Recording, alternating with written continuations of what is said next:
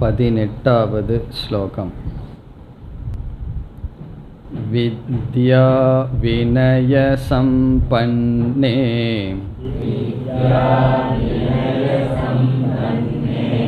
பிராமணே கவிஹஸ்தினி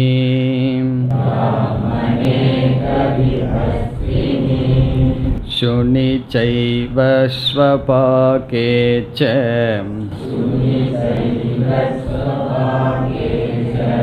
பண்டிதா சமதர்ஷினஹ.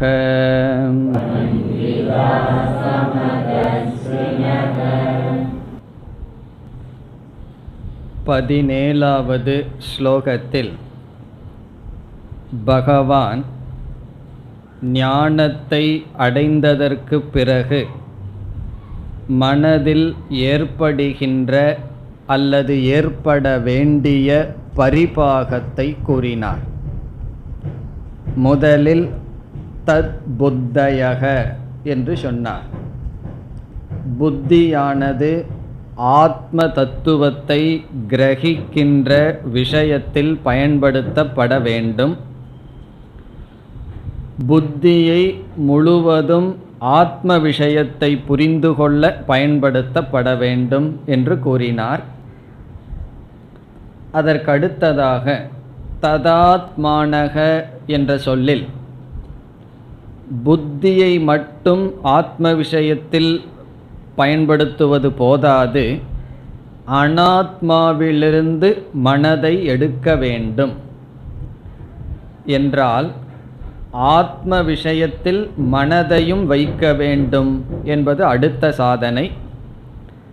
தன் நிஷ்டாகா என்றால் அந்த ஆத்மாவில் நிலை பெற்றவர்கள், ஞானத்தில் நிலை பெற்றவர்கள். தத் பராயணாகா என்ற சொல்லில் தன்னிடத்திலேயே சுகித்திருப்பவர்கள். அல்லது தத் பராயணாகா என்றால் ஆத்மாவை லட்சியமாக கொண்டால் அது முதலில் வருகின்றது. ஆத்மாவை லட்சியமாக கொண்டு அதில் புத்தி மனம் இதை பயன்படுத்தி நிஷ்டையை அடைந்தவர்கள், ஞானத்தினால் சர்வ பாபத்தை நீக்கியவர்கள், இறந்ததற்கு பிறகு மீண்டும் ஷரீரம் எடுப்பதில்லை என்று கூறினார். பிறகு சென்ற வகுப்பில் நாம் 18வது ஸ்லோகத்தை பார்க்க ஆரம்பித்தோம். இதில் ஆத்ம ஞான சொரூபத்தை பகவான் கூறுகின்றார். ஆத்ம ஞான சொரூபம் என்பது சமதர்ஷனம். ஞானியானவன் இந்த உலகத்தை எப்படி பார்ப்பான் என்ற இடத்தில் பகவான் சமமாக பார்ப்பான் என்று சமதர்ஷனத்தை பற்றிய விசாரத்தை சென்ற வகுப்பில் செய்தோம். அதை சுருக்கமாக ஞாபகப்படுத்தி கொண்டால், நம்முடைய கண் இந்த உலகத்தில் உள்ள பொருள்களை சமமாக பார்க்காது, அல்லது விவகாரத்தில் எல்லோரையும் சமமாக நாம் நடத்த முடியாது. அதை இங்கு பகவான் கூறவில்லை. நம்மிடம் 2 திருஷ்டி இருக்கின்றது, 2 பார்வை இருக்கின்றது. ஒன்று கண்ணினுடைய பார்வை, இனி ஒன்று அறிவினுடைய பார்வை. கண்ணானது ஒவ்வொரு பொருளையும் அவ்விதமே காட்டுகின்றது. கண்ணை திறந்தால் உலகத்தில் இருக்கின்ற பொருள்கள் கண் காட்டுகின்றது. ஆனால் ஒரு மனிதர்கள் மீது மனது துவேஷத்தை அடைகின்றது, வெறுப்பை அடைகின்றது. ஒரு மனிதர் மீது மனமானது விருப்பை அடைகின்றது. அப்படி நமக்கு 2 கண்கள் இருக்கின்றன. 2 கண்கள்னா முகத்தில் இருக்கின்ற 2 கண்கள் அல்ல, நம்முடைய ஸ்தூலமான கண்கள். அது ஒரு திருஷ்டி, அது சக்ஷுர் திருஷ்டி. இனி ஒரு கண் மனது பார்க்கின்றது, அறிவு பார்க்கின்றது. இங்கு பகவான் கண்ணில் எல்லாத்தையும் சமமாக பார்க்க வேண்டும் என்று சொல்லவில்லை, அறிவில் சமமாக பார்க்கின்றான், ஞானத்தில் அனைத்தையும் சமமாக நோக்குகின்றான் என்று சொல்கின்றான். இதை இனியொரு சொற்களால் பார்த்தோம். பிரதீதி திருஷ்டி, சொரூப திருஷ்டி என்று பார்த்தோம். பிரதீதி திருஷ்டி என்றால் நாமரூபத்திற்கு முக்கியத்துவம் கொடுத்து பார்த்தல், கண்ணுக்கு எது கவர்ச்சியாக இருக்கின்றதோ அதை பார்த்தல். சொரூப திருஷ்டி என்றால் அதிஷ்டானத்தை பார்த்தல். இவ்விதம் இந்த உலகத்தை ஞானி பார்க்கும் பொழுது நாமரூபத்திற்கு முக்கியத்துவத்தை கொடுக்காமல் அதிஷ்டான திருஷ்டியுடன் அவன் இருக்கின்றான் என்று பார்த்தோம். ஆகவே சமதிருஷ்டி என்ற இடத்தில் சமம் என்ற சொல்லுக்கு பிரம்ம அல்லது ஆத்மா என்று இங்கு பொருள். இப்போ சமமாக பார்க்கின்றான், சமதிருஷ்டியுடன் இருக்கின்றான் என்றால் பிரம்ம திருஷ்டியுடன் இருக்கின்றான், ஆத்ம திருஷ்டியுடன் இருக்கின்றான் என்பது சாரம். இதெல்லாம் சென்ற வகுப்பில் பார்த்தோம். மேற்கொண்டு சிந்தனையை துவங்கினால் அல்லது தொடர்ந்தால், குழந்தையும் அனைத்தையும் சமமாக பார்க்கின்றது. இப்போ ஒரு வயசு குழந்தை இந்த உலகத்தை பார்த்ததுன்னா அதுக்கு ஏதாவது விஷம திருஷ்டி இருக்குமோ? அதுவும் சமமாக பார்க்கின்றது. ஞானியும் சமமாக பார்க்கின்றான். இருவருக்கும் உள்ள வேறுபாடு என்ன என்ற சந்தேகத்தை ஒரு விளக்க ஆசிரியர் உருவாக்குகின்றார். குழந்தைக்கு சமதிருஷ்டி இருக்கே, அதுக்கு விஷம திருஷ்டி இல்லையே, இவன் நல்லவன் இவன் கெட்டவன் அப்படின்னு ராகத்வேஷம் கிடையாதே என்றால், அதற்கு நம்முடைய பதில், குழந்தைக்கு விஷம திருஷ்டியை பார்க்கின்ற அளவு அறிவானது வளரவில்லை. கொஞ்ச நாள் கழிச்சா தெரியும் அதுக்கு எவ்வளவு விஷம திருஷ்டி வரும் என்று. ஆகவே குழந்தையினுடைய சமதிருஷ்டி அங்கு சமம் என்ற இடத்தில் அதிஷ்டானத்தையும் பார்க்கவில்லை, நாமரூபத்தையும் அது தெளிவாக பார்க்கின்ற சக்தி குழந்தைக்கு இல்லை. இப்போ உதாரணமாக மரத்தினால் பல மிருகங்கள் செய்யப்பட்டு இருக்கின்றது.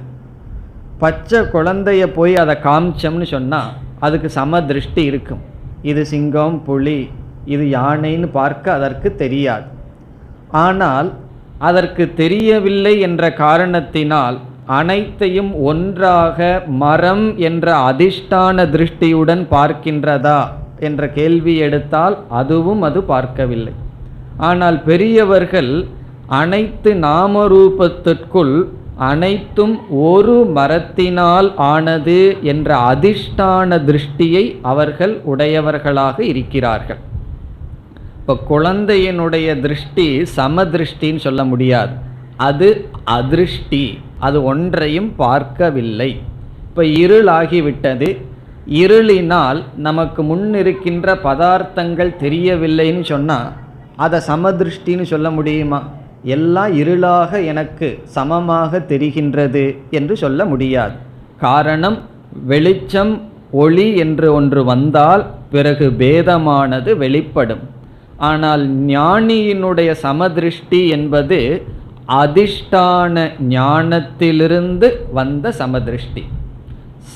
குழந்தையினுடைய சமதிருஷ்டி என்பது அஞ்ஞானத்தினால் அதிருஷ்டி, அது ஒன்றையும் பார்க்கவில்லை.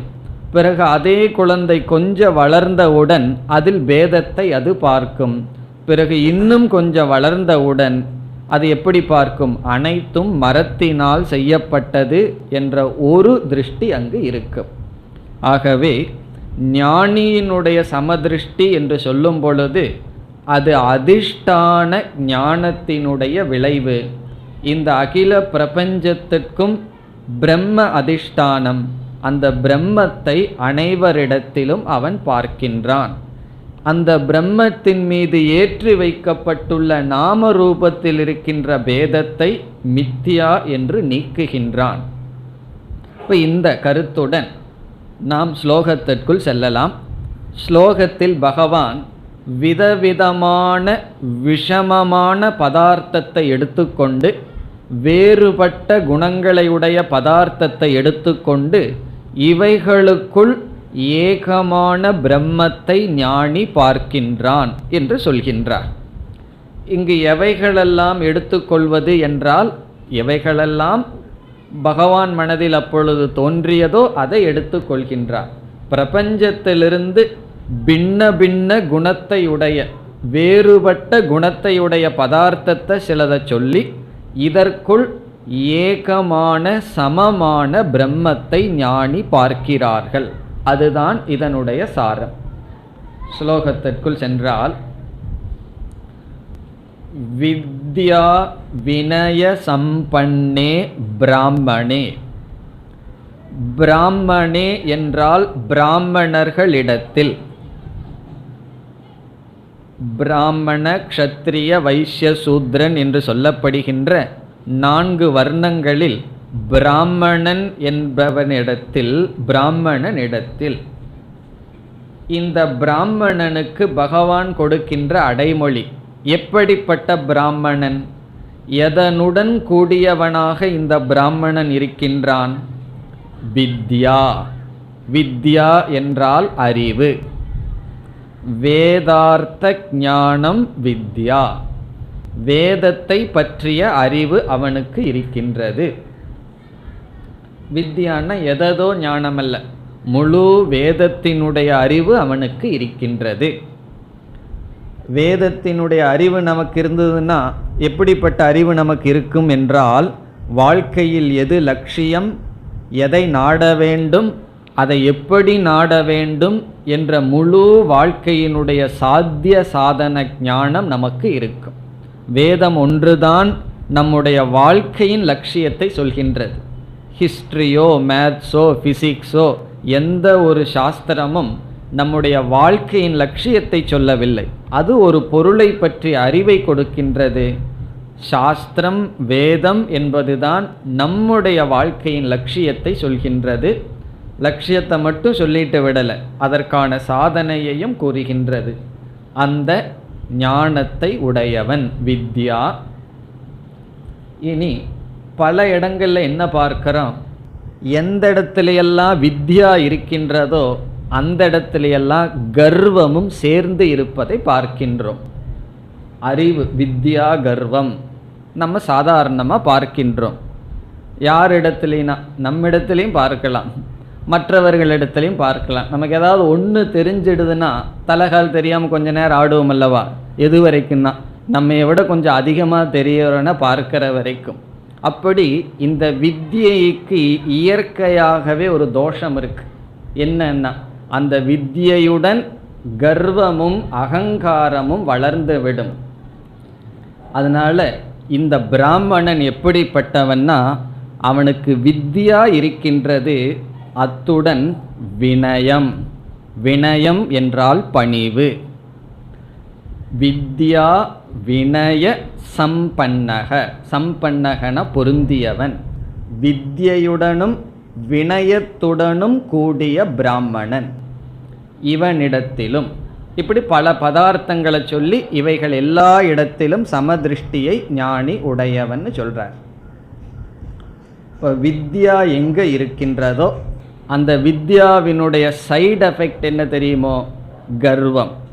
நம்ம அலோபதியில் தான் சைடு எஃபெக்ட் இருக்குது அப்படின்னு நினைக்கக்கூடாது. எல்லாத்துலேயும் சைடு எஃபெக்ட் இருக்குது. ஞானத்திலையும் கூட சைடு எஃபெக்ட் இருக்குது. என்னன்னா, எனக்கு இது தெரியும் என்ற ஒரு கர்வம், அது இவனிடம் இல்லை. வித்யா வினய சம்பன்னே.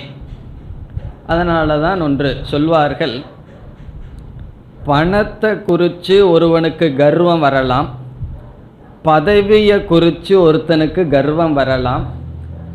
இப்படி கர்வம் வருவதற்கு பல காரணங்கள் இருக்கலாம். ஆனால் பணத்தை குறித்து ஒருவனுக்கு கர்வம் வந்ததுன்னு சொன்னால், பணம் போயிடுதுன்னா அந்த கர்வமும் போயிடும். பதவியை குறித்து ஒருவனுக்கு அகங்காரம் ஆணவம் கர்வம் வந்ததுன்னு சொன்னால், பதவி போன உடனே அந்த கர்வமும் போயிடும். இப்படி இந்த உலகத்தில் எதையெல்லாம் குறித்து கர்வம் வருதோ அவைகள் சென்றுவிட வாய்ப்பு இருக்கிறது, கர்வமும் போக வாய்ப்பு இருக்கிறது. ஆனால் வித்யாவை அடைஞ்சிட்டோம்னா அது நம்மை விட்டு போகவே போகாது. ஒரு அறிவை நம்ம அடைஞ்சிட்டோம்னு சொன்னால் அந்த அறிவு நம்மை விட்டு போகாது. அழியா செல்வம் கல்வின்னெல்லாம் சின்ன குழந்தையில் படிச்சிருக்கிறோம் அல்லவா? அப்படின்னா என்னன்னா, எப்படி பொருளை அறிவை அடைந்தால் நம்மை விட்டு போகாதோ அதே போல கல்வி செருக்கும் நம்மை விட்டு போகாது. காரணம் என்ன? அறிவு நம்மை விட்டு போகாது, அந்த அறிவினால் வந்த கர்வமும் போகாது அவ்வளவு சுலபமாக. அப்போ என்ன பண்ணணும்னா ரொம்ப முயற்சியுடன் அந்த கர்வத்தை நீக்க வேண்டும். நீக்க முடியும். அப்படி நீக்கியவன் வித்யா வினய சம்பன்னே பிராமணே. ஒரு பிராமணன் வித்யையுடனும் இருக்கின்றான், வினயத்துடனும் இருக்கின்றான். அப்படிப்பட்ட பிராமணனிடத்திலும். பிறகு பகவானுடைய மனசில் அப்பப்போ என்னென்னலாம் தோணுதோ அதெல்லாம் சொல்கிறார். அடுத்த சொல் கவி. கவி என்றால் பசுவின் இடத்திலும், மாடு பசுவின் இடத்திலும். உடனே கண்ணை திறந்து பார்த்துருப்பார், முன்னாடி பூரா யானையாக நின்று இருக்கு. அடுத்த சொல்கிறார் ஹஸ்தினி, யானையின் இடத்திலும். சிலதெல்லாம் சொல்லி இவைகளிடத்தில் சமதிருஷ்டி உடையவன் சொல்கிறார். இதில் எதை சொன்னால் என்ன? பிராமணன் இடத்திலும் பசுவின் இடத்திலும், ஹஸ்தினி என்றால் யானையின் இடத்திலும். இரண்டாவது வரி சுனி என்றால் நாயின் இடத்திலும். சுனி செய்வ, சுனம் சுனி என்றால் நாயிடத்தில். ஏழாவது விபக்தி இவைகளெல்லாம் நாயின் இடத்திலும். ஸ்வபாகே, ஸ்வபாகக என்றால் நாயை புசித்து உண்பவன், புலையன் நாயை தின்பவன், அவனிடத்திலும். ஸ்வபாகே என்றால் நாயை தின்பவன், நாயை சமைத்து உண்பவன். எல்லாம் இருக்காங்க, நாய் பூனை ஒன்று கிடைச்சாலும் விட மாட்டார்கள், அதெல்லாம் சாப்பிட்றதுக்கு ஆள் இருக்கு. அவர்களிடத்திலும் என்ன செய்வார்களாம்? பண்டிதாகா, பண்டிதர்கள் சமதர்ஷினக பவந்தி, சமமான தர்ஷனத்தை உடையவர்களாக இருக்கிறார்கள். பண்டிதக என்றால் ஞானிகள். ஞானிகள் சமமான தர்ஷனத்துடன் இருக்கிறார்கள். இது ஆத்ம ஞானத்தினுடைய சொரூபம். அவர்கள் அடைந்த ஞானம் எப்படிப்பட்டதுன்னு சொன்னால், இந்த உலகத்தில் இவ்வளவு விஷமமாக தெரிகின்ற உலகத்தில் அவர்கள் சமமான திருஷ்டியை உடையவர்கள். இப்போ பிராமணனிடத்தில், படித்த பணிவுடைய பிராமணனிடத்தில், பசுவினிடத்தில், யானையினிடத்தில், நாயினிடத்தில், நாயை புசித்து உண்பவனிடத்தில், இப்படியே எல்லா இடத்திலும் சொல்லலாம். எல்லா இடத்திலும் பண்டிதர்கள் சமமான பார்வையை உடையதாக இருக்கிறார்கள். பேத புத்தி அவர்களுக்கு கிடையாது.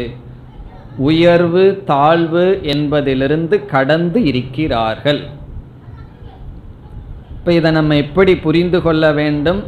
இந்த சமதர்ஷனம் சமதிருஷ்டி கவனமாக புரிந்து கொள்ள வேண்டிய கருத்து. எப்படி என்றால், சமதிருஷ்டின்னு சொன்னால் எல்லாத்தையும் சமமாக பார்த்தல். இப்படிப்பட்ட பிராமணனையும் நாயை தின்பவனையும் சமமாக பார்த்தல் என்றால், இந்த இருவரிடத்திலும் இந்த இருவருடைய குணங்களினாலும் சம்பந்தப்படாத பிரம்மத்தை பார்க்கிறார்கள் என்று பொருள். பிறகு இந்த இடத்துல சங்கராச்சாரியார் ஒரு கேள்வியை எழுப்புகின்றார். வேதத்தில் ஒரு கருத்து சொல்லியிருக்கின்றது. 4 வேதத்தையும் அர்த்தத்துடன் படித்தவன் ஒரு சபையில் இருக்கின்றான், ஒரு வேதத்தை மட்டும் படித்தவன் இருக்கின்றான். ஒரு கால் எஜமானன் 4 வேதத்தையும் படித்தவனையும் ஒரு வேதத்தையும் படித்தவனையும் சமமாக ட்ரீட் பண்ணிட்டான்னு வச்சுக்குவோமே, அவனுக்கு தோஷம் வரும்னு கர்மகாண்டத்தில் சொல்லியிருக்கு. இப்போ கர்மகாண்டத்தில் என்ன சொல்லியிருக்குன்னா, பிராமணர்களுக்குள்ளேயே அதிகமாக படித்தவனை அதிகமாக ட்ரீட் பண்ணணும், உயர்வாக கவனிக்கணும், குறைவாக படித்தவனை அதற்கு தகுந்த நிலையில் நடத்த வேண்டும்னு சொல்லியிருக்கே. பிறகு இங்கே நாய தின்பவனையும் பிராமணனையும் சமமாக பார்க்க வேண்டும்னு சொல்லியிருக்கே. இது எப்படி சரி என்று கேட்கின்றார். பிறகு பதில் சொல்கின்றார், கர்மகாண்டத்தில் பேத திருஷ்டியுடன் அவரவர்களுடைய குணத்திற்கு தகுந்தாற்போல் அவரவர்களை நடத்த வேண்டும். கர்மகாண்டத்திலும் சரி, லௌகிக விவகாரத்திலையும் சரி. ஆனால் ஞான காண்டத்துக்கு வந்த பிறகு அறிவின் வழியாக பார்க்கும் பொழுது பிராமணனிடத்தில் இருக்கின்ற சத்துவகுணமும் நாயை தின்பவனிடத்தில் இருக்கின்ற தமோ குணமும் மாயையினுடைய சொரூபம், அல்லது ராட்சசனிடம் இருக்கின்ற ரஜோகுணமும் சத்துவம் ரஜஸ் தமஸ் என்ற மூன்றும் மாயைக்குள் அடங்குகின்றது. பிரம்ம தத்துவமோ மாயையை கடந்து இருக்கின்றது. ஆகவே ஞானம் அல்லது வேதாந்தத்திற்குள் வந்ததற்கு பிறகு இந்த நியமம் நமக்கு இல்லை. நாம் என்ன செய்ய வேண்டும் என்றால், மூன்று குணத்துக்கும் அப்பாற்பட்டுள்ள அல்லது அதிஷ்டானமாக இருக்கின்ற பிரம்ம திருஷ்டியுடன் இருக்க வேண்டும் என்று பதில் கூறுகின்றார். இப்போ கர்மகாண்டத்தில் ஏற்றுக்கொள்ளப்படுகின்றது. 4 வேதம் படித்தவருக்கு அதிக தட்சிணை, உயர்ந்த ஸ்தானம் கொடுக்கணும். தட்சிணை மட்டுமல்ல, மரியாதையும் அதிகமாக கொடுக்கணும். பிறகு ஒரு வேதம் படித்தவருக்கு அதுக்களவா மரியாதை நாம் கொடுக்கின்றோம்.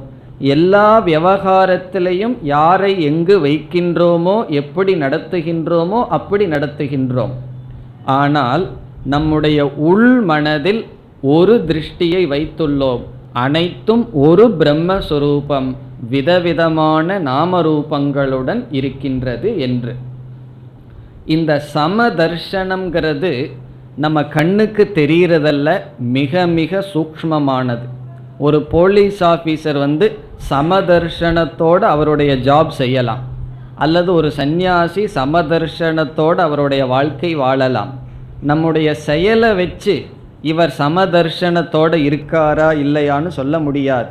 சமதர்ஷனம்ங்கிறது அதிசூக்ஷ்மமான நம்முடைய மனதிற்குள் இருக்கின்ற பாவனை திருஷ்டி. இதனுடைய பலனும் அதிசூக்ஷ்மம்.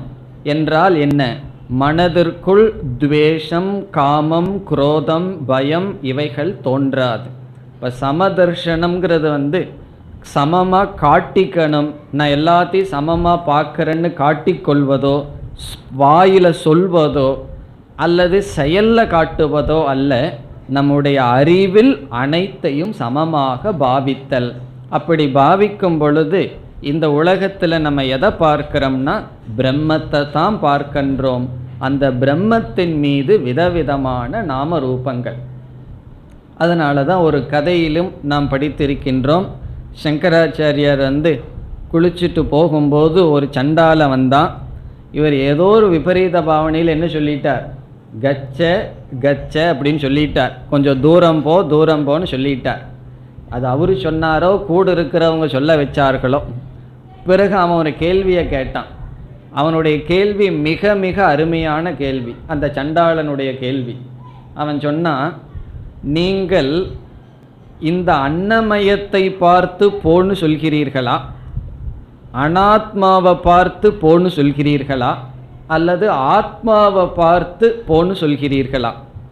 அவன் சொல்கிறான், ஆத்மாவை பார்த்து போன்னு சொல்ல முடியாது, அது எல்லா இடத்துலையும் இருக்குது. உங்களுடைய ஆத்மா தான் என்னுடைய ஆத்மாவாக இருக்குது, அது எல்லா இடத்துலையும் இருக்கிறதுனால ஒரு ஆத்மா ஒரு இடத்துலேருந்து இன்னொரு இடத்துக்கு போகாது. சரி, இந்த உடலை பார்த்து போக சொன்னால் அது ஜடம், அதுகிட்ட பேச முடியாது. இப்போ ஒருவர் சீரியஸாக டேபிள் கிட்ட பேசிகிட்டு இருந்தால் என்ன ஆகும்னா, அவர் என்னமோ ஆயிருக்கு அப்படின்னு அர்த்தம். அப்போ சாதாரணமாக இருந்தால் ஜடமான பொருளை பார்த்து பேச மாட்டாரே. அப்படி அன்னமயாத் அன்னமயம் அதவா சைத்தன்யமேவ சைத்தன்யாத், உங்களுடைய சைத்தன்யத்திடமிருந்து என்னுடைய சைத்தன்யத்தை போக சொல்கிறீர்களா, உங்களுடைய அன்னமயத்திலிருந்து என்னுடைய அன்னமயத்தை போக சொல்கிறீர்களா என்றால் ரெண்டும் சம்பவிக்காது. நீங்கள் யாரை பார்த்து பேசுகிறீர்கள்னு கேட்டான். சங்கராச்சாரியருடைய அன்னமயம் பழங்களில் வந்திருக்கலாம், இவனுடைய அன்னமயம் நாயை சாப்பிட்டு வந்திருக்கலாம். ரெண்டு அன்னமயம் கடைசியில் என்ன ஆக போகுது?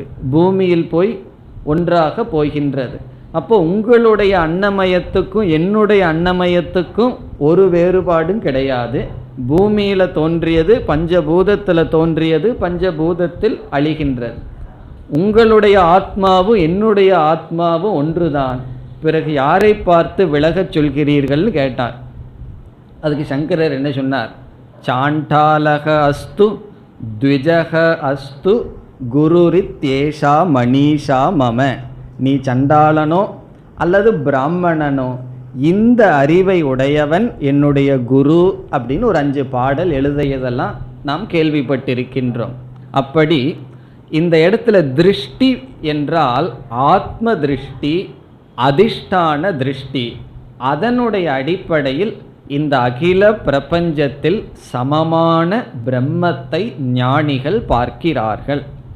இதைத்தான் பகவான் 2வது அத்தியாயத்தில் யானிஷா சர்வபூதானிங்கிற இடத்துல இந்த எல்லாத்தையும் பார்த்தா சமமாக எதுவுமே தெரியலையே, எல்லாம் விஷமமாக தெரியுதேன்னா அதை பகவான் ஒத்துக்கிறார்.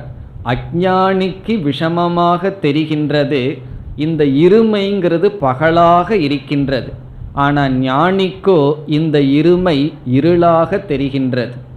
பிறகு ஞானிக்கு இந்த இருமைக்குள் பிரம்மம் என்ற ஒரு தத்துவம் பகலாக தெரிகின்றது, அது அஞ்ஞானிக்கு இருளாக தெரிகின்றது என்று பகவான் கூறுகின்றார்.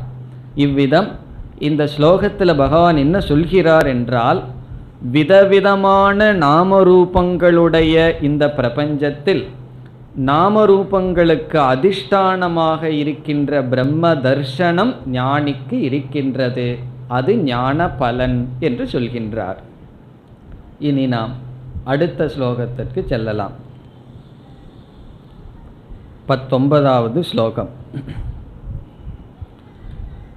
இகைவ தைர்ஜித சர்கஹ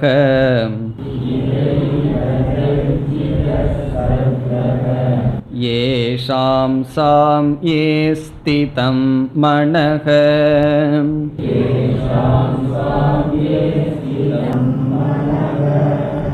நிர்தோஷம் ஹி சமம் பிரம்ம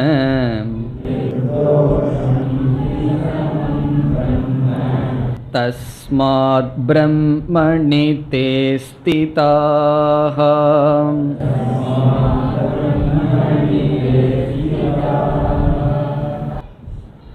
இங்கு பகவான் ஜீவன் முக்தி, விதேக முக்தி என்ற கருத்தை பேசுகின்றார்.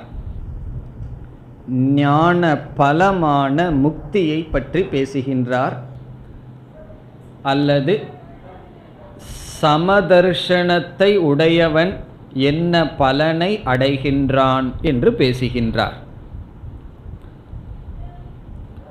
சமதர்ஷனத்துடன் இருக்கின்றார்கள்னு சொன்னார். அந்த சமதர்ஷனத்தினுடைய பலன் என்ன? விஷமமாகவே பார்த்துட்டு இருக்கலாமே, ஏன் சமமான பிரம்மத்தை பார்க்கணும்?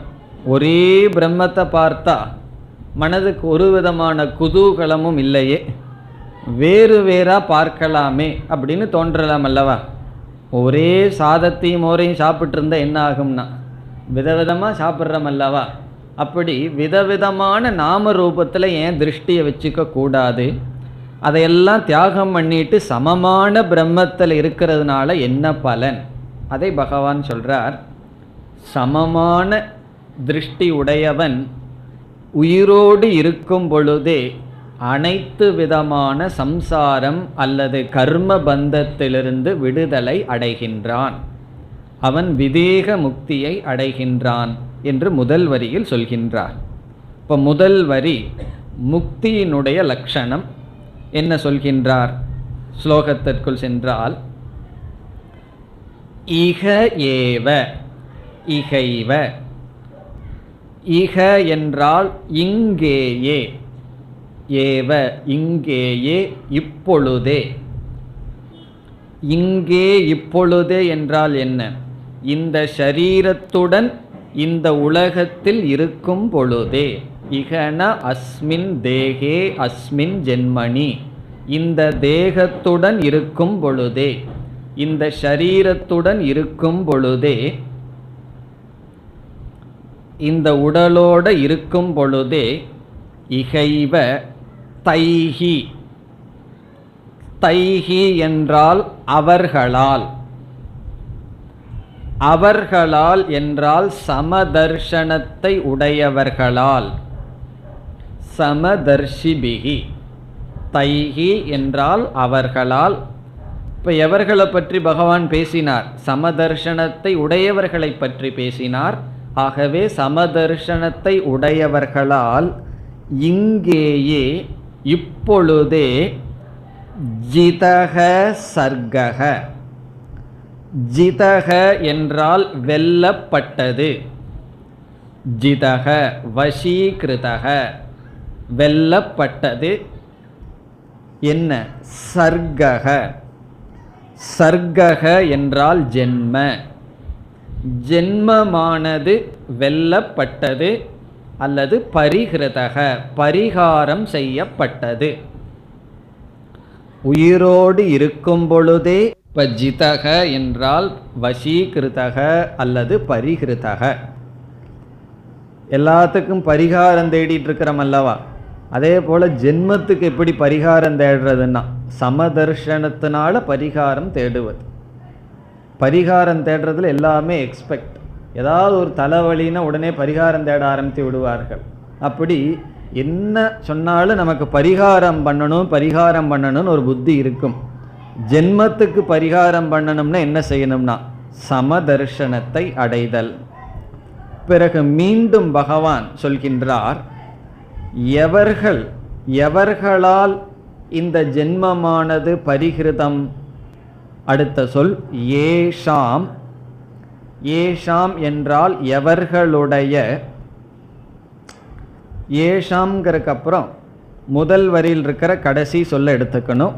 ஏஷாம் மனக, எவர்களுடைய மனமானது, ஏஷாம் மனக எவர்களுடைய மனமானது சாம்யே ஸ்திதம். சாம்யே என்றால் பிரம்மத்தினிடத்தில், பிரம்மணி, சமபாவே பிரம்மணி சமமாக இருக்கின்ற பிரம்மத்திடம் ஸ்திதம். ஸ்திதம்னா நிச்சயமாக நிற்குமோ.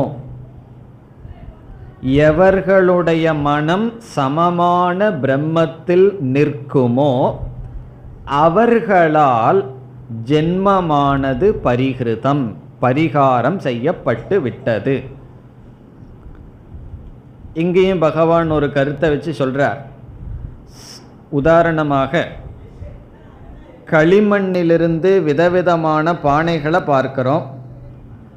அந்த பானைகள் எல்லாமே ஒரு களிமண்ணால் ஆனதுங்கிற அறிவு புத்தியில் நமக்கு தெரிந்து விடுகிறது. இருந்தாலும் அது தெரிந்தாலும் கூட அந்த களிமண்ணை விதவிதமாக பெயிண்ட் அடித்து வச்சுருந்தோம்னு வச்சுக்குவோமே, நம்முடைய அட்ராக்ஷன் நம்மளுடைய கவனம் எதில் இருக்கும்? அந்த நாம ரூபத்தில் தான் இருக்கும். சில சமயம் புத்தியின் மூலமாக ஏகத்துவம்னு தெரிஞ்சாலும் மனம் நாம ரூபத்தை தான் பற்றி இருக்கும்.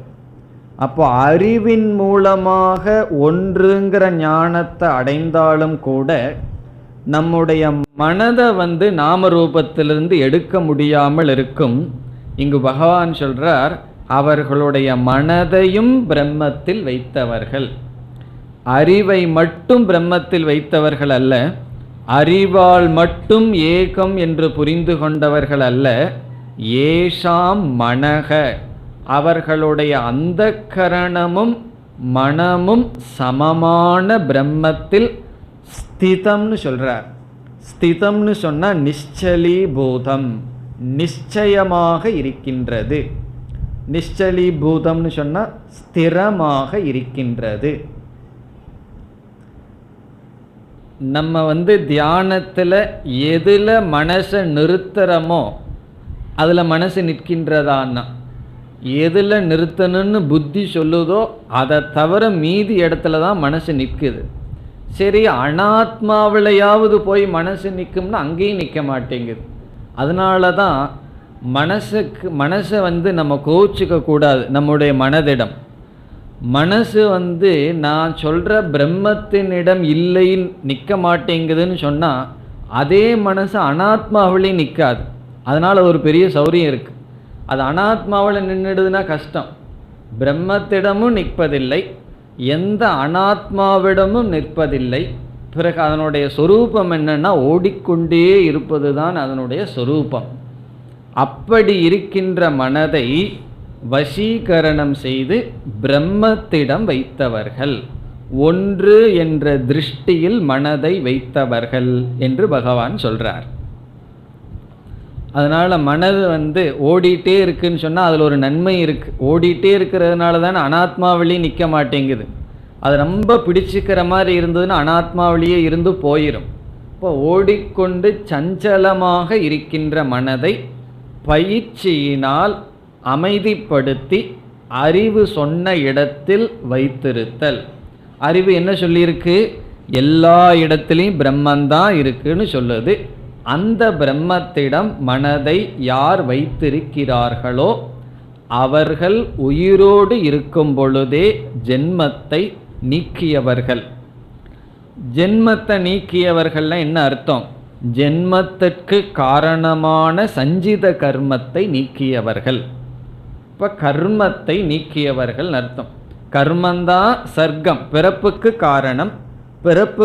பிறப்பை நீக்கியவர்கள்னா பிறப்புக்கு காரணமான கர்மத்தை நீக்கியவர்கள். இனி இரண்டாவது வரிக்கு வந்தால், இரண்டாவது வரியில் பகவான் ஒன்று சொல்றார். இந்த ஞானிகள் ஏன் இவ்வளவு கஷ்டப்பட்டு போய் பிரம்மத்தில் மனசை வைத்தார்கள்? வேற எங்காவது மனசை வைக்கிறதுனா ரொம்ப சுலபமாக இருக்கு. இப்போ ஒரு பையனை கூப்பிட்டு நீ கிரிக்கெட்டில் உன்னுடைய மனசை வைகின்னு சொன்னால் அவனுக்கு எவ்வளோ சந்தோஷமாக இருக்கும். அதில் வர்ற கேம் யாரெல்லாம் எவ்வளவு 4 அடித்தாங்கன்னு ஒரு எக்ஸாம் வச்சோம்னா அவன் எவ்வளோ மார்க் வாங்குவான். ஆனால் என்ன பண்ணுறதுன்னா அவனுக்கு விருப்பமில்லாத பொருளில் மனசை வைக்க சொல்கிறார்கள் அனைவரும். அப்படி மனசு சுபாவமாக எதில் போகுதோ அதில் விட வேண்டியது தானே. மனசு அங்கே நன்கு இருக்குமே, ஏன் கஷ்டப்பட்டு பிரம்மத்திடம் மனதை வைத்தார்கள்? இந்த கேள்விக்கு பதில் சொல்றார் இரண்டாவது வரியில். நிர்தோஷம் ஹி சமம் பிரம்ம. பிரம்ம நிர்தோஷம், பிரம்மமானது தோஷமற்றது. பிரம்மத்திடம் ஏன் அவர்கள் வைத்தார்கள்னா அந்த ஒரு இடத்துல தான் தோஷமானது கிடையாது. நிர்தோஷம் பிரம்ம.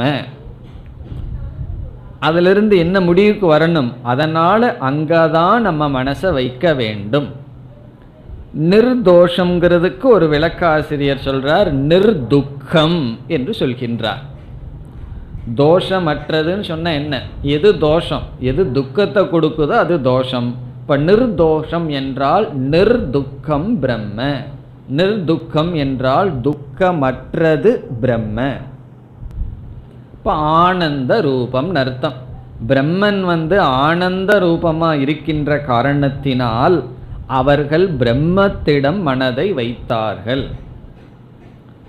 ஆரம்பத்தில் கஷ்டமாக இருக்கும் பிரம்மத்திடம் மனதை வைக்க. பிறகு என்னன்னா எத்தத் அக்ரே விஷமிவ பரிணாமே அமிர்தோ உபமம்னு சொல்லுவார் பகவான். ஆரம்பத்தில் விஷத்தை போலையும் பரிணாமத்தில் அமிர்தமாக இருப்பது சாத்விகமான சுகம். அவ்விதம் ஆரம்பத்தில் கடினம், ஆனால் பிரம்மத்தில் மனதை வைத்தால் அது ஆனந்த சொரூபம். அதுதான் நிர்தோஷம். இது பிரம்மத்திற்கு அடைமொழி. இனி பிரம்மத்திற்கு இனி ஒரு அடைமொழி சமம்.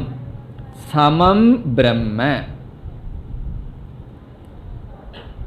சென்ற ஸ்லோகத்தில் சமதர்ஷனம்னு சொல்லும்போது அதுக்கு நம்ம என்ன பொருள் சொன்னோம்? பிரம்ம தர்ஷனம்னு சொன்னோம்.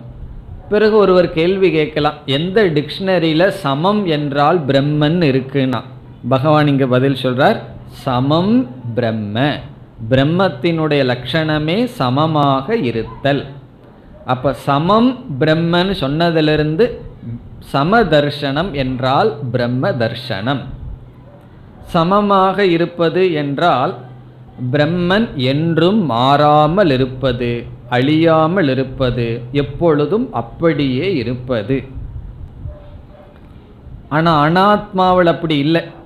ஒரு நண்பரிடம் நம்ம மனசை வைக்கிறோம், நல்லா பழகிறோம், அவர் அப்படியே இருப்பாரா? கொஞ்ச நாளைக்கு அப்புறம் மாறிக்கிறார், அவரே பகைவனாக மாறுறார். இப்போ யார் பகைவனாக மாறுவார்கள்? முன்ன பின்ன சம்பந்தமே இல்லாதவர்கள் பகைவராக மாறுவார்களான்னு கிடையாது, நண்பர்கள் தான் பகைவர்களாக மாறுவார்கள்.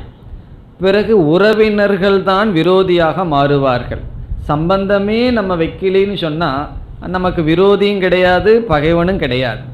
அப்படி ஒருவர் மீது நட்பு வைக்கிறோம், பிறகு கொஞ்ச நாளைக்கு அப்புறம் பகைவன் ஆகிறார். கேட்ட என்ன சொல்லுவோம்னா, அவர் அப்போ நல்லா இருந்தார் அதனால் பழகுன. அவர் அதைத்தான் சொல்லுவார், அவன் அப்போ நல்லா இருந்தான் அதனால் பழகுன, இப்போ அவர் மாறிட்டார் அப்படின்னு சொல்லுவோம். இந்த மாற்றம் அனாத்மாவில் இருந்து கொண்டே இருக்கும். ஆனால் பிரம்மனிடம் அப்படி கிடையாது. சமம் பிரம்ம, மாறாத சமமாக என்றும் இருப்பது பிரம்ம. அதனால பகவான் ஒரு முடிவு சொல்றார், தஸ்மாத், ஆகவே பிரம்மணி தே ஸ்திதாஹா, அவர்கள் பிரம்மனிடத்தில் இருக்கிறார்கள். அவர்கள் என்றால் சமதர்சனத்தை உடையவர்கள். பிரம்மணி, பிரம்மனிடத்தில் ஸ்திதாஹா, இருக்கின்றார்கள், நிலை பெற்றவர்கள். இப்போ பிரம்மனுடைய சொரூபம் இப்படி இருக்கிறதுனால, சுருக்கமாக சொன்னால் ஆனந்த சொரூபமாக பிரம்ம இருக்கின்ற காரணத்தினால் அவர்கள் பிரம்மத்திடம் நிலை பெறுகிறார்கள். அவர்கள் ஏன் பிரம்மத்தை நோக்கி போகிறாங்கன்னு சொன்னால் அது சமம் நிர்தோஷம். அதனுடைய பலன் என்னன்னா ஜிதக சர்க்கக என்று சமதர்ஷனத்தினுடைய ஹேது, சமதர்ஷனத்தினுடைய பலம் இங்கு சொல்லப்பட்டது. இவர்கள் ஏன் சமமாக இருக்காங்கன்னா பிரம்மன் சமமாக இருக்கிறது, பிரம்மன் நிர்தோஷமாக இருக்கின்றது. அதனால் பிரம்மத்திடம் இருந்து அவர்களுடைய மனதையும் பிரம்மத்திடம் வைத்து நிலை பெற்றவர்களாக இருந்து மோட்சத்தை அடைகிறார்கள். இனி அடுத்த ஸ்லோகம். ந பிரஹ்ருஷ்யேத் ப்ரியம் ப்ராப்ய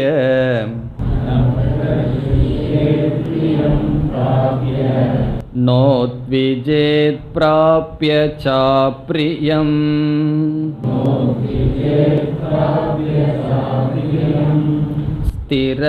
ஸ்திரபுத்திரசம் மூடக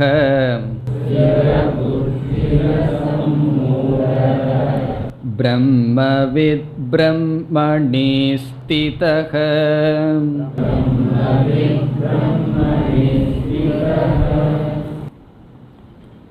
சென்ற ஸ்லோகத்தில் தஸ்மாத் பிரம்மணி ஸ்திதாஹா என்று சொன்னார். பிரம்மத்திடத்தில் நிலை பெற்று இருக்கிறார்கள் என்று சொன்னார் பகவான். இப்பொழுது யாரை பிரம்மனிஷ்டன் என்று அழைக்க முடியும், அல்லது ஒருவனை எப்பொழுது பிரம்மனிஷ்டன் என்று அழைக்க முடியும் என்ற கேள்வி வரும்பொழுது இங்கு பதில் சொல்கின்றார். யாரை அல்லது எப்பொழுது ஒருவனை பிரம்மத்தில் நிலை பெற்றவன் என்று அழைக்க முடியும்? கேள்வி என்ன? யாரை அல்லது எப்பொழுது ஒருவனை பிரம்மத்தில் நிலை பெற்றவன், பிரம்மனிஷ்டன் என்று அழைக்க முடியும் என்றால் இங்கு ஒரு லட்சணம் பகவான் சொல்றார். இந்த இலக்கணம் யாரிடம் பொருந்தி இருக்கின்றதோ அவர்களை பிரம்மனிஷ்டன், பிரம்மத்தில் நிலை பெற்றவன் என்று அழைக்கலாம். இதே போல கருத்து எங்க வந்திருக்கு? எப்பொழுது ஒருவனை ஸ்தித பிரக்ஞன்னு சொல்லலான்னு அர்ஜுனன் கேட்டான். அதே கருத்து தான்.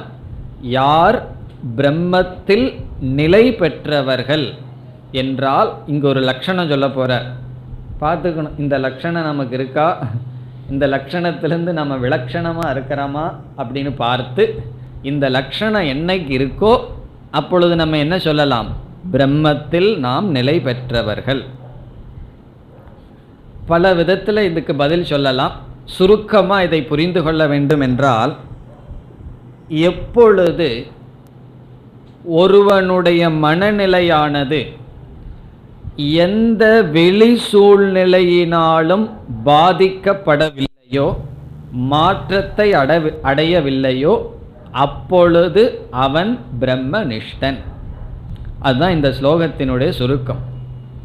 எப்பொழுது ஒருவனுடைய மனநிலை எந்த வெளி சூழ்நிலையினாலும் பாதிக்கப்படவில்லையோ, வெளி சூழ்நிலை அவனுடைய மனதை நிர்ணயிக்கவில்லையோ, அப்பொழுது அவன் ஞான நிஷ்டையை அடைகின்றான். கவனமாக இந்த கருத்தை நாம் புரிந்து கொள்ள வேண்டும். அதாவது வெளி சூழ்நிலை சப்தமாக இருந்தால் நம்ம மனசும் அதை விட சப்தம் போடுது. வெளி சூழ்நிலை கொஞ்சம் அமைதியாக இருந்தால் நம்ம மனசு கொஞ்சம் அமைதியாக இருக்கும். சில சமயம் வெளி சூழ்நிலை அமைதியாக இருந்தால் உள்ளே ரொம்ப சத்தம் போடும், அது வேறு பிரச்சனை. சில சமயங்கள் அதுவும் நடக்கலாம். வெளி சூழ்நிலையை வச்சே நம்முடைய மனது இருக்கின்றது. அப்படி இல்லாமல் வெளி சூழ்நிலைக்கும் என்னுடைய மனதினுடைய நிலைக்கும் சம்பந்தம் என்று அற்று போகின்றதோ அன்று நாம் பிரம்மத்திடத்தில் இருக்கின்றோம், நிலை பெற்று இருக்கின்றோம். இப்போ மிதிலை எரிஞ்சாலும் மிதிலை எரியலினாலும் எனக்கு ஒன்று தான் சொன்னார் அல்லவா.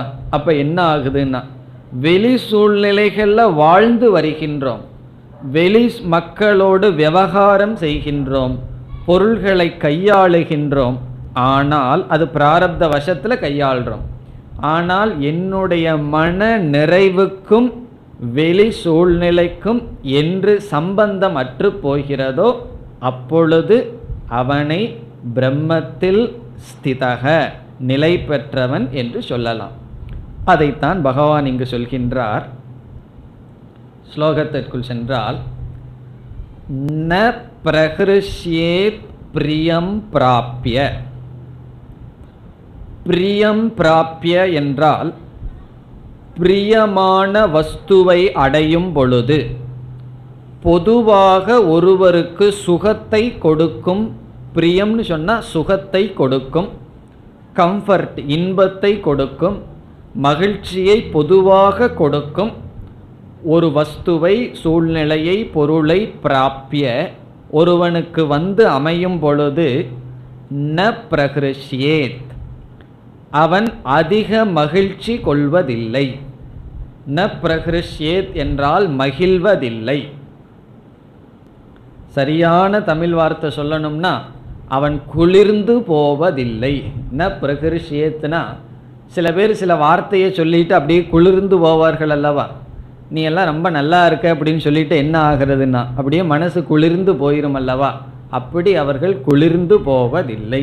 ந பிரஹ்ருஷ்யேத். ஹர்ஷம் அப்படின்னா மனசுக்குள்ள ஒரு மகிழ்ச்சி, ஒரு உற்சாகம், அதை அடைவதில்லை. எப்பொழுதுன்னா பிரியம் பிராப்ய. பிறகு எப்பொழுதுமே பிரியமே நமக்கு வந்துட்டு இருக்குமான்னா அது கிடையாது.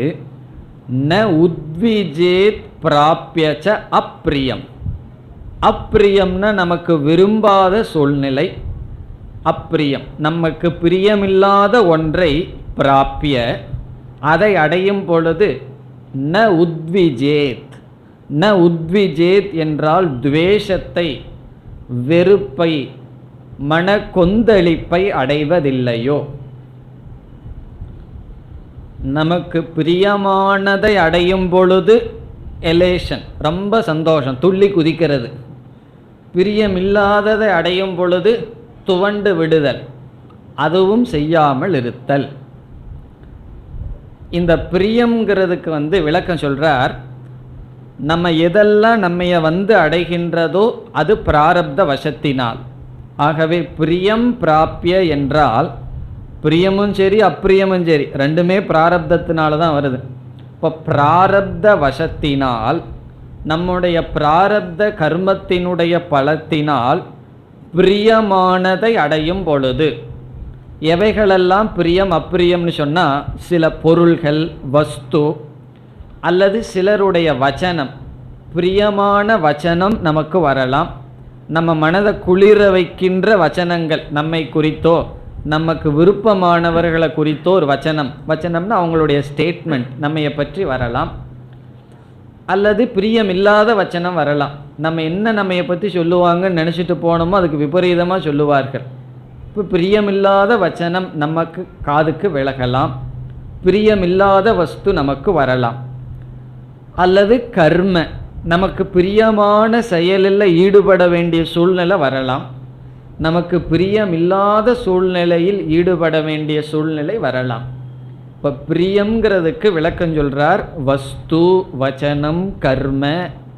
வஸ்துனா பொருள்கள், வச்சனம்னு சொன்னால் நம்ம காதுக்கு வருகின்ற வாக்கியங்கள் மற்றவர்களிடமிருந்து, பிறகு செயல்கள் நம்மளுடைய ஆக்டிவிட்டீஸ், இவைகளெல்லாம் பிராரப்தத்தினுடைய வசத்தினால் வருகின்றது.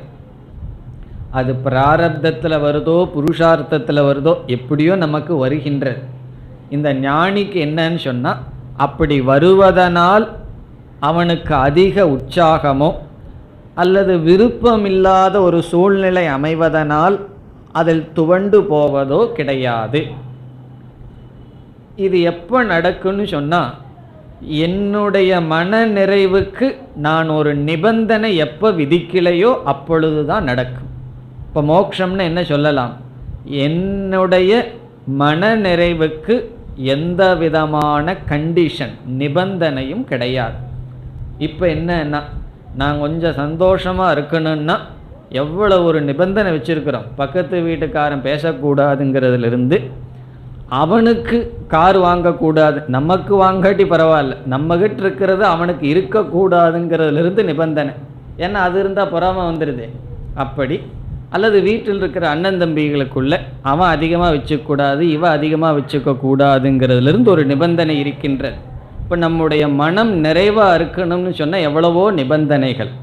இங்கே பகவான் சொல்கிறார், எந்த நிபந்தனையும் எந்த சூழ்நிலையும் ஒருவனை எப்பொழுது மாற்றாதோ பாதிக்காதோ.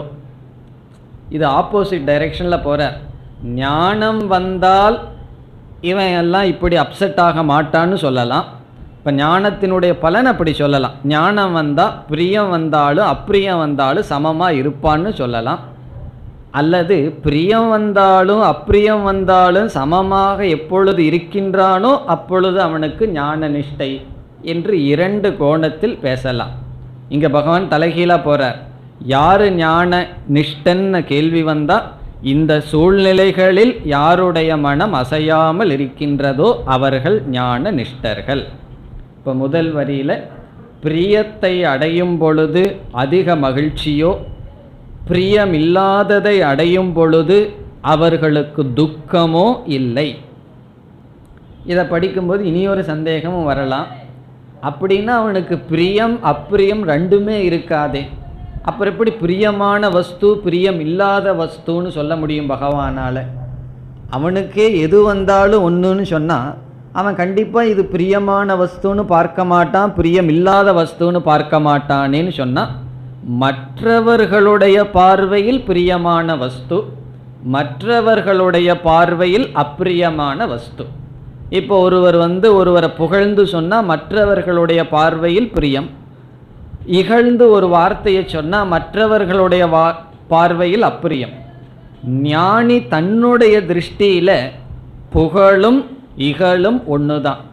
காரணம் என்னன்னா, புகழ்றவனும் ஒரு விதமான அத்தியாசத்தோடு இருக்கின்றான், இகழ்பவனும் ஒரு விதமான அத்தியாசத்தோடு இருக்கின்றான். ரெண்டு பேர்த்துக்குமே மோகம் இருக்கின்றது. யாரை புகழ்றது யாரை இகழ்றது எல்லாம் பகவானாக இருக்கும் பொழுது. ஆகவே ஞானியை பொறுத்த வரைக்கும் பிரியம் அப்பிரியம் இல்லை. சாமான்யமாக விவகாரத்தில் எது பிரியம் அப்பிரியம்னு வச்சிருக்கிறோமோ, அல்லது உடலுக்கு கஷ்டம் நல்லதை எது கொடுக்குமோ அவைகள் வரும்பொழுது சமமாக இருப்பவன். பிறகு அவனையே பகவான் இரண்டாவது வரியில் விளக்குகின்றார். ஸ்திர புத்திஹி. ஸ்திர புத்திகின ஸ்திரமான புத்தியை உடையவன். அவன் அறிந்து கொண்ட விஷயத்தில் அவனுக்கு ஒரு சந்தேகமும் கிடையாது. சில பேர்த்துக்கு புத்தியே கொஞ்சம் அசைஞ்சிரும்.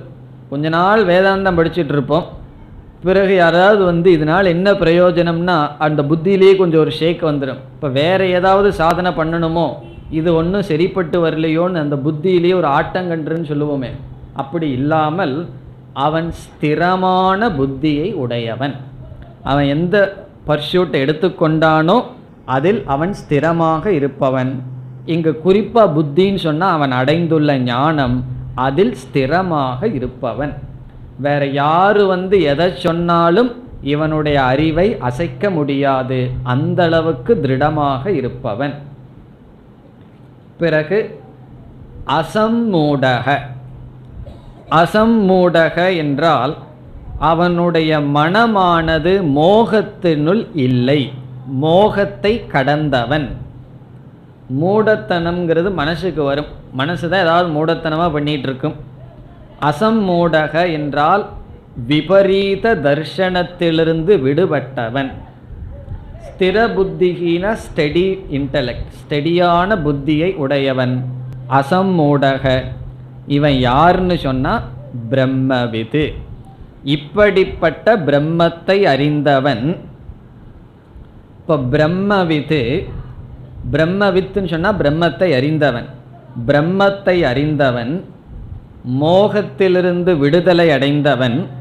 இங்கு மோகம்னு சொன்னால் ஆத்ம அனாத்ம விவேகம், உண்மை பொய், சத்திய மித்யா விவேகம். சத்தியம் எது மித்யா எதுங்கிற அறிவில் தெளிந்திருப்பவன். அந்த அறிவில் நிலை பெற்ற பிரம்மவித்து. இப்படிப்பட்ட பிரம்மவித்தை என்னன்னு சொல்லலாம்? பிரம்மணி ஸ்திதக இதி உச்சதே. இத்யுச்சதேன்னு நம்ம சேர்த்திக்கணும், என்று அழைக்கப்படுகின்றது. பிரம்மணி ஸ்திதக, பிரம்மத்திடம் நிலை பெற்றவன். ஸ்திதகன நிலை பெற்றவன், பிரம்மணின பிரம்மத்திடம். பிரம்மவிது, இப்படிப்பட்ட பிரம்மத்தை அடைந்த ஞானி முதல் சொன்ன நிபந்தனையோடு இருப்பவன். என்ன நிபந்தனைனா, தன்னுடைய மன நிறைவுக்கு ஒரு நிபந்தனையும் இல்லை, அந்த நிலையில் இருப்பவனை பிரம்மணி ஸ்திதக. அப்பொழுதுதான் அவனை சொல்ல முடியும் பிரம்மத்தில் நிலை பெற்றவன் என்று. இந்த ஸ்லோகத்தினுடைய வாக்கியத்தை எப்படி பூர்த்தி பண்ணணும்? பிரம்மவிது பிரம்மணி ஸ்திதக இதி உச்சதே.